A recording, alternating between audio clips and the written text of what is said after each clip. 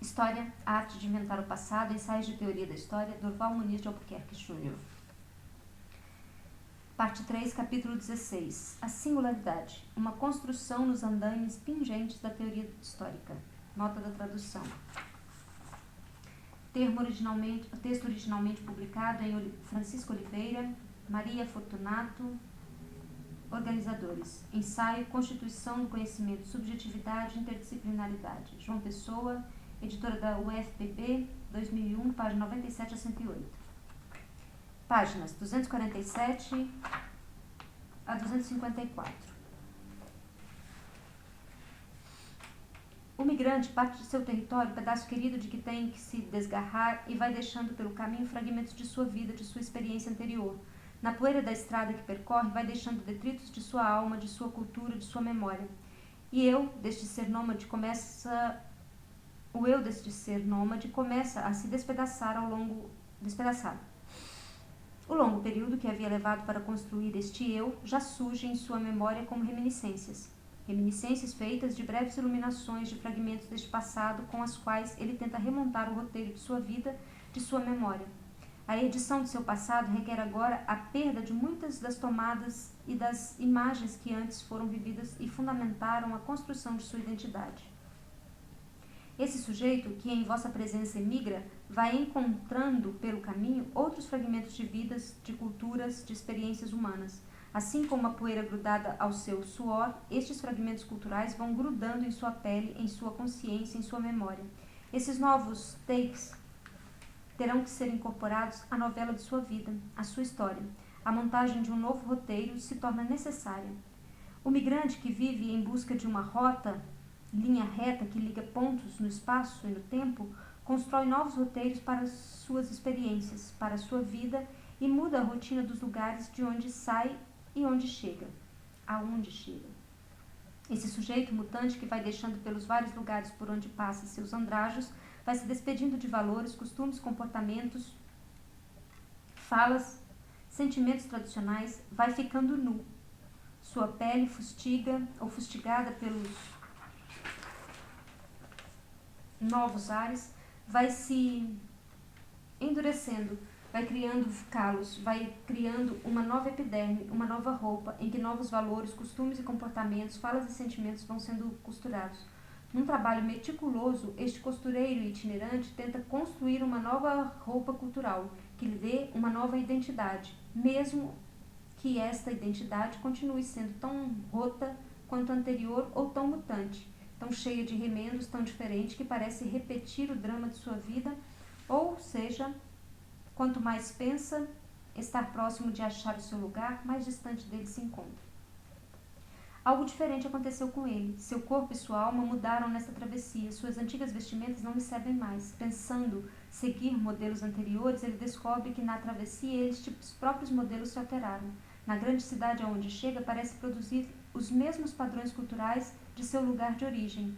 Só que esta tradição, na verdade, está sendo recriada, está sofrendo deslizamentos que podem passar desapercebidos para este homem, de olhos embotados de cimentos e lágrimas. Nota 2. Assim como ele balança o pingente em suas paredes, a construir seus valores culturais oscilam entre o passado que deixou para trás, que está sendo reconstruído no prédio da memória, e o presente que o invade pelos olhos, ouvidos, boca, pele e nervos. Ele simula um novo território que é o cimento com que busca rejuntar os tijolos das experiências cotidianas do passado e do presente, erguendo paredes mágicas. Nota 3. Ele busca construir um novo lugar para ocupar no social, o que a antropologia cultural chama de construção de uma nova identidade cultural. Nota 4.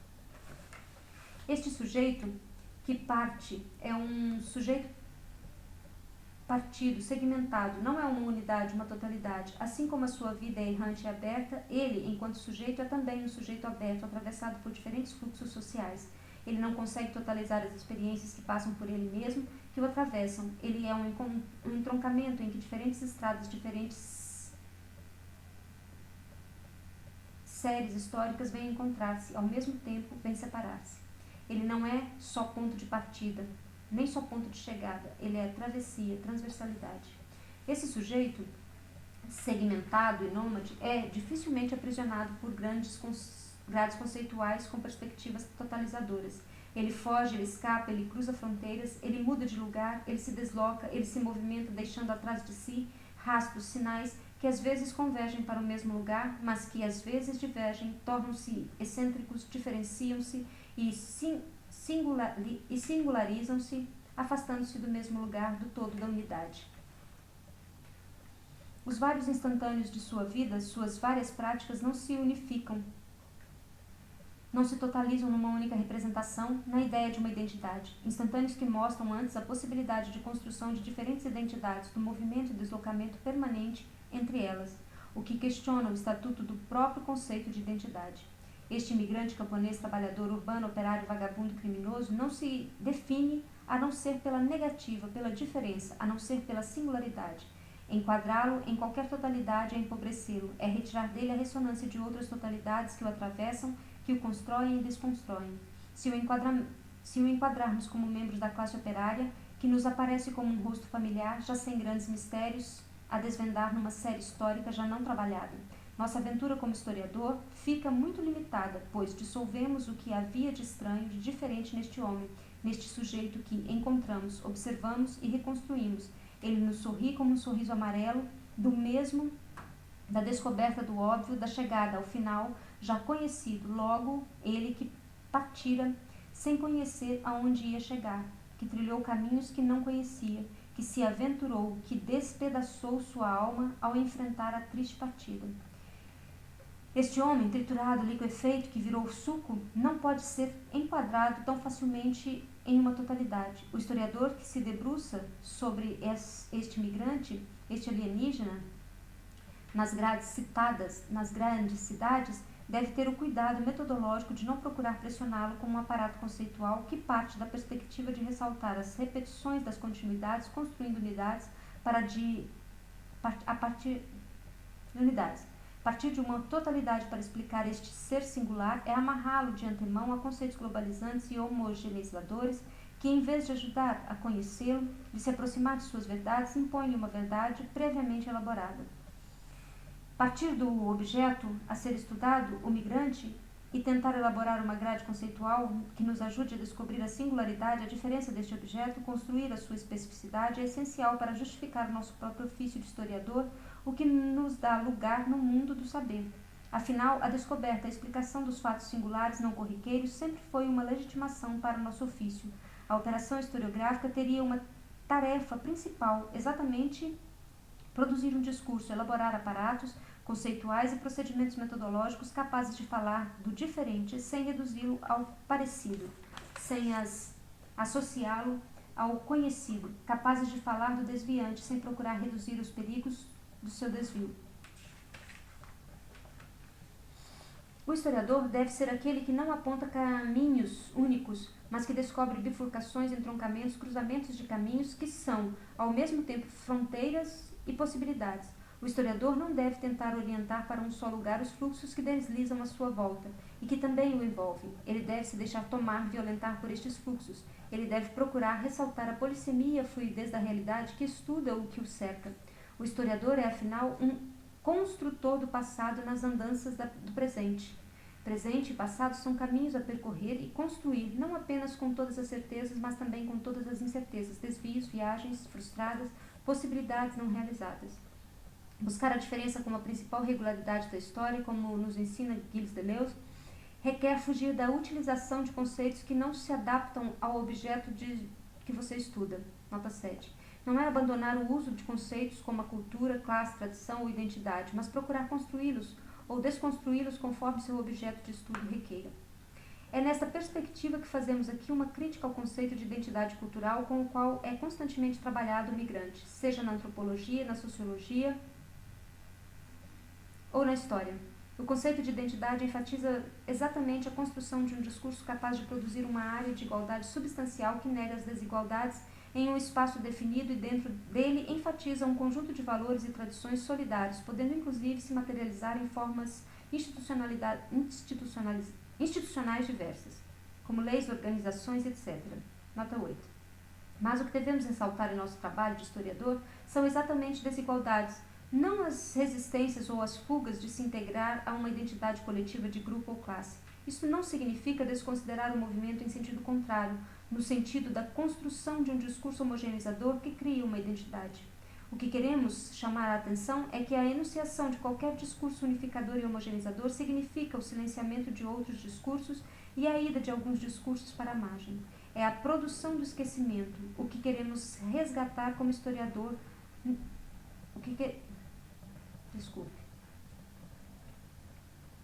É a produção do esquecimento. O que queremos resgatar como historiador são estas falas dissonantes, desafinadas, estes discursos de margem e do subterrâneo que, ao serem silenciados, são estereotipados, selados com epítetos, os mais desabonadores. Resgatar o que teima em ser singular no reino do homogêneo, do coletivo, do todo, é a tarefa mais nobre do historiador. Não significa fazer uma história que desconheça os efeitos de totalização, de homogeneização que os processos sociais sofrem, mas é exatamente procurar resgatar as práticas que sustentam estes efeitos e, ao mesmo tempo, encontrar-se com aquelas falas e práticas que se perderam pelo caminho, que escolheram atalhos, que se desembrenharam na floresta do esquecimento, aquelas vozes cansadas que precisam do ombro amigo do historiador para se porem novamente de pé e ressoarem outra vez no presente para novamente produzirem efeitos de verdade de conhecimento histórico. Porque, em vez de procurar trilhar a estrada principal da formação da classe operária, não buscar integrar o imigrante nos atalhos da vagabundagem, do crime, da vida de artista, de produtor de cultura, de trabalhador autônomo? Por que não ouvir aquelas vozes que se levantaram contra a própria representação de classe a que os querem prender? O historiador inglês Edward Palmer Thompson reconheceu que, para se resgatar a experiência da formação de classe operária na Inglaterra, muitas outras experiências foram deixadas de lado, pois, para ele, a classe é um fenômeno histórico que unifica uma série de acontecimentos díspares e aparentemente desconectados, tanto na matéria-prima da experiência como na consciência. Nota 9. Para construir essa totalidade, muitos fragmentos, muitos cacos foram deixados pelo caminho, muitas singularidades foram dissolvidas ou eliminadas. A classe se fez e continua se fazendo, apesar dela e contra ela. Muitos sujeitos se fizeram e se fazem, sujeitos construídos na diferença, na construção, na contramão dos sujeitos desnorteados. Na contramão, como sujeitos desnorteados. A ênfase na construção de homogeneidades, como a contida na ideia de cultura tradicional, deve ser revista quando se quer elaborar e construir um objeto como um migrante. A cultura tradicional só pode ser entendida como um conjunto de regras práticas e valores que remetem a um passado distante e são transmitidos pela oralidade. Ora, a oralidade, são o campo da criação por excelência, do novo, portanto. Como considerar tradicional um conjunto de práticas que se atualizam sempre de forma diferenciada? A tradição não seria mais uma construção de sujeitos que buscam construir um território, um conjunto de códigos que tornam mais fáceis a vida, o cotidiano, o entendimento da nova realidade com que se defrontam? A tradição não seria exatamente um efeito de diferença, a construção de um conjunto de práticas e de discursos que, embora se remetam ao passado, na verdade são muito mais uma reação ao presente? E será que esta tradição forma mesmo um conjunto ou conjuntos que se deslocam, movem-se, não só no tempo, como no próprio território que constroem?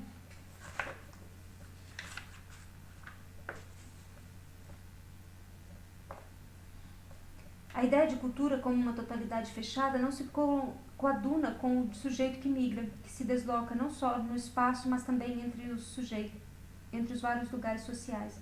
Um sujeito que constrói e reconstrói identidades, ou melhor, que cria simpatias culturais, mas ao mesmo tempo reafirma diferenças, antipatias, desvios, singularidades. A cultura, portanto, torna-se um fluxo permanente, não totalizável, não apenas excêntrico, mas excêntrico. Nos fluxos da cidade, este ser se nomadiza, oscila entre a fragmentação total e o mergulho num todo fechado.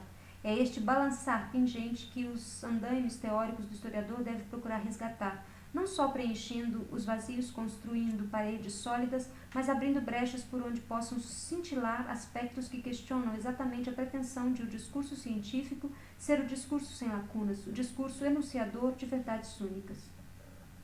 Este imigrante não está só na cidade, ele se relaciona com outros indivíduos e grupos, e estas relações precisam ser resgatadas porque as tensões que as originam são importantes para se entender a construção deste próprio sujeito imigrante.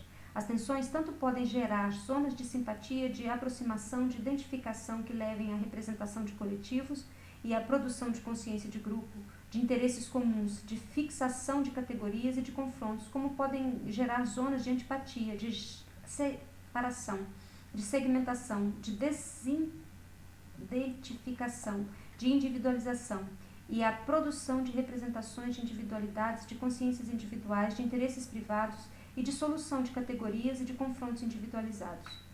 Este imigrante tanto pode comportar-se como todos esperam, como pode adaptar-se às representações coletivas, ao imaginário coletivo, agindo como o estereótipo social e os esquemas teóricos consagrados esperam. Como pode não se enquadrar nestas representações, nestes imaginários, questioná-los por dentro, fugir da aridez do lugar que querem dar a ele no social, no conhecimento histórico. Este deslocar-se no código, esse não se adaptar, não se dar com o clima dos esquemas conceituais que tenta desnudá-lo em sua verdade, é o que faz dele um objeto singular. Respeitar sua diferença não é calar diante dele, contemplar o estupefacto, não emitir discurso sobre ele, mas é emitir um discurso que respeita exatamente o que há de novo, de estranho nele, que o interprete como uma pretensão de estar descobrindo as suas verdades, mas construindo uma verdade sobre ele, emitindo um discurso que não tenta enfatizar o que já se conhece dele, mas o que se desconhece, este desconhecido que é sua própria razão de ser, sua diferença, que, em última instância, é o ser.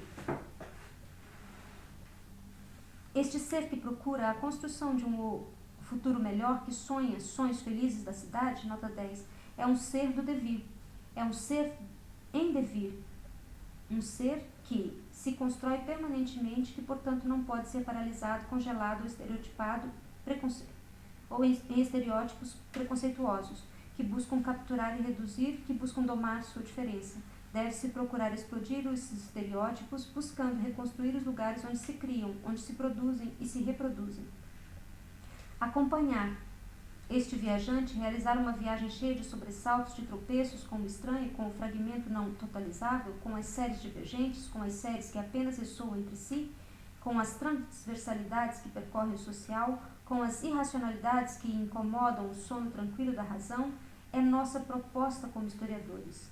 Por isso é preciso deixar a sombra tranquila da história árvore, com o seu caule central, com o seu eixo explicativo determinante, com as suas raízes, a alimentar em termos de causalidade um todo histórico coerente, orgânico, sintético e plenamente legível em suas leis essenciais, em seus estratos e estruturas mais profundas, onde a seiva da realidade histórica fluirá ou fluiria em sua totalidade, em sua verdade. Nota 11. É preciso se aventurar pelos volteios da história rizoma, que não segue direções nem sentidos obrigatórios, que se ramifica aparentemente de forma desordenada, que não tem centro, que possui raízes débeis a se distribuir por toda a sua estrutura, a sugar a seiva de outras árvores, de outras totalidades. A história que não totaliza, embora resgate efeitos de totalização, que não unifica, mas ressalta descontinuidades, afastamentos do centro, que não possui eixos, e que é fruto de múltiplas determinações, que não reduz o objeto de estudo ao contexto em que está inserido, embora este ofereça elementos de ressonância para a explicação deste objeto, e principalmente para ressaltar sua singularidade, uma história em que o particular não contém o geral, nem este se explica apenas pelo particular. Nota 12. Uma história que não é processo único, mas fruto do cruzamento de diferentes processos, que não segue uma linearidade temporal, pois comporta a convivência de diferentes temporalidades, uma história em busca de muitas possibilidades não realizadas, uma história do singular, do diferente, uma história sem ponto de chegada já determinado, uma história migrante, que traz na bagagem a abertura para a construção do novo, para o respeito ao diferente. Uma história que quer saltar da estação do repetitivo, que busca novos rumos, que não quer simplificar, mas complicar o real. Essa disposição à aventura da pesquisa, da descoberta, da criação do novo deve nortear o trabalho deste historiador que busca nos andaimes pingentes e oscilações da teoria a construção de seu objeto, de seu trabalho, de sua singularidade enquanto profissional, resgatando por sua vez a noção de singularidade na teoria histórica e a singularidade do que toma por objeto de estudo. Notas. Nota 1. Referência ao poema Morte e Vida Severina, de João Cabral de Melo Neto, Poesias Completas, Rio de Janeiro, Sabiá, 1968, página 204. Nota 2. Referência à música Construção, de Chico Buarque de Holanda. Nota 3. Ibidem. Nota 4. Ver a respeito o trabalho de Tilman Evers, Identidades, a face oculta de novos movimentos sociais, novos estudos, Sebrap, São Paulo, volume 2, página 11 a 23, abril de 1984. Uma discussão a respeito do conceito de identidade na antropologia também aparece em Nestor Perlonger, O Negócio do Michê, São Paulo, Brasiliense, 1987. Nota 5. Referência ao filme de Joaquim Pedro de Andrade, O Homem que Virou Suco. Nota 6. Ver a este respeito, Paul Veyne, O Inventário das Diferenças, Lisboa, Gradativa, 1989. Michel Foucault, Arqueologia do Saber, Rio de Janeiro, Forense Universitária, 1987. E Gilles Deleuze, Diferença e Repetição do Rio de Janeiro, Grau, 1988. Nota 7. Ver Deleuze, Proust e os Signos, Rio de Janeiro, Forense Universitária, 1987. E Gilles Deleuze, Diferença e Rejeição, Diferença e Repetição, Rio de Janeiro, Grau, 1988. Nota 8. Ângela Gomes, Ângela de Castro Gomes, A Invenção do Trabalhismo, Rio de Janeiro, IUPERJ, Vértice, 1988, página 21.